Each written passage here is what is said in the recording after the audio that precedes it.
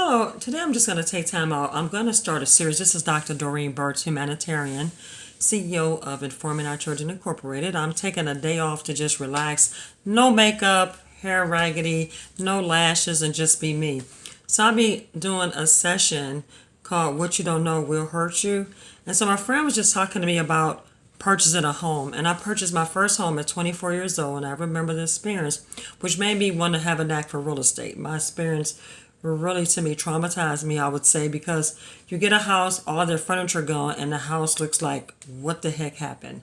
The baseboards was off because it was furnished so pretty. I didn't look beyond the furniture, and when you're young like that, you won't do that.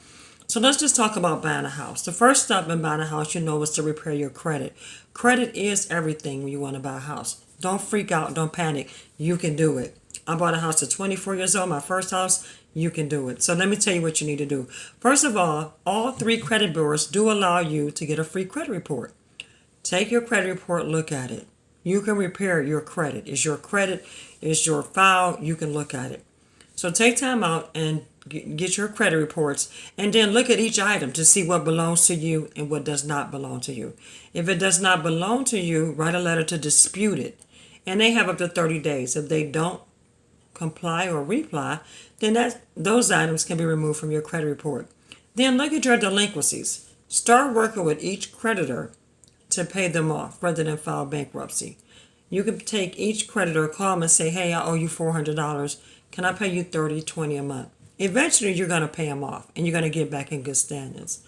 Also, you can get a credit card to rebuild your credit. And I'm going to say Capital One is a real great one. And there's some other ones out there, but I know Capital One has a great credit line and does some great things. And so even though Capital One's not paying me for a commercial, I know it worked for me a long time ago, so why not just give them the kudos? So also, once you build your credit and you have it together, now you can start meeting with a banker. And I know the banking part, I owned a mortgage company, I was a loan processor, and real estate. I kind of knew it all. And then the market crashed and I just let it all go. But the knowledge is power, it never leaves me.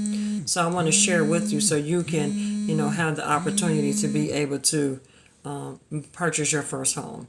So once those things are done and you have those things in order, your credit's in order, you have taken time out to build your credit up and maybe some items. Don't buy anything new. One advice too is if you get a new credit card, do not go shopping. No shopping. That's out. What I want you to do with that credit card is just pay what you already pay. So you know how you pay your lights, gas, phone, and your cellular phone service? Pay those bills with that card to build credit, and then pay into that card the amount you spent to keep your credit ongoing open credit. So now you can buy a house. You can put it together. You have a good score. You may get up to 720. Even if it take you a year, it's okay.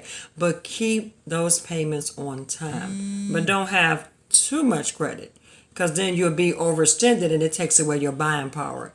So if you want to buy a house, that's my advice to you. Take time out to research, and don't let them tell you. When I first bought my first house, they say, oh, you could buy $350,000.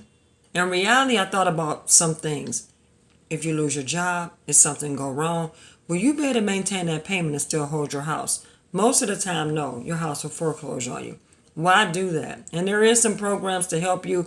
Go HUD, Buy House FHA. Those programs do help you bounce back. But sometimes things happen beyond our control. So don't buy a house based on what your realtor say you can pay. Buy a house based on what you're comfortable with. That's the house you buy.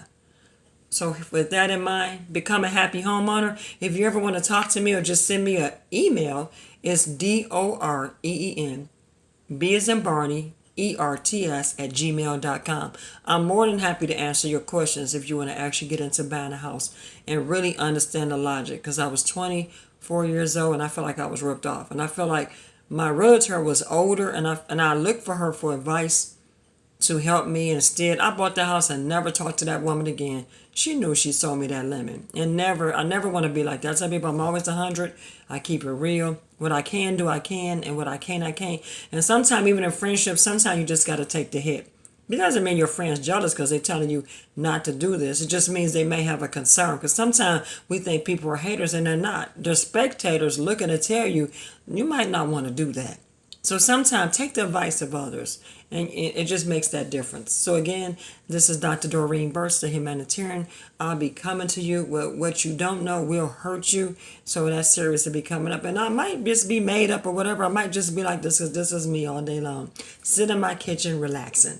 All right, thank you guys for joining in.